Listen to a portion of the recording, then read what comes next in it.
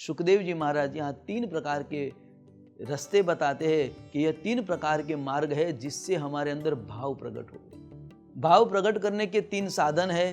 पहला है श्रवणम, कीर्तनम और स्मरणम। श्रवण, कीर्तन और स्मरण, ये 3 पदार्थ है जिससे भगवान की भक्ति को प्राप्त कर सके और भगवान के स्वरूप में भाव प्रकट हो सके। तो यह 3 कारण बताए सुखदेव जी महाराज ने।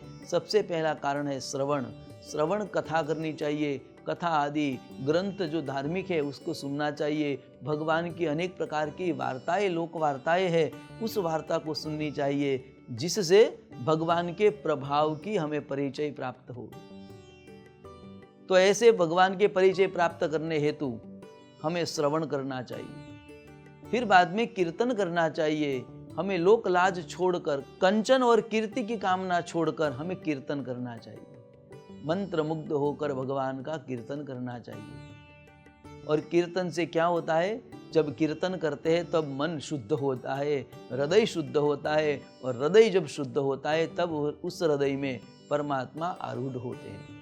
फिर बाद में स्मरण करना है परमात्मा के अनेक स्वरूपों की, अनेक कथाओं की जो हमने सुनी है, जो हमने पढ़ी है। ऐसी अनेक वार्ताओं या भगवान के शौर्य पराक्रमों की, या फिर भगवान के भक्तों के ऊपर करने वाले भगवान के अनुग्रह की, यह सब कथाएं सुननी चाहिए और उसका स्मरण करना चाहिए, जिस स्मरण से परमात्मा हमसे प्रसन्न होते हैं और अपने आप उसके प्रति हमें भाव प्रकट होता है। तो यह भाव प्रकट करने के लिए 3 कारण मुख्य बताए हैं: श्रवण, कीर्तन और स्मरण।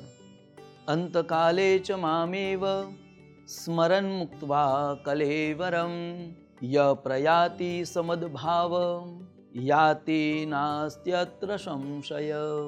भगवान श्रीमद् भगवद गीता में कहते हैं कि जो भी व्यक्ति अंतकाल में मेरा स्मरण करता है, कीर्तन करता है या मेरा भजन करता है, उस व्यक्ति को अंतकाल में जो जिसने भी जैसा मेरा नाम लिया है उस प्रकार में उसे प्राप्त होता हूँ।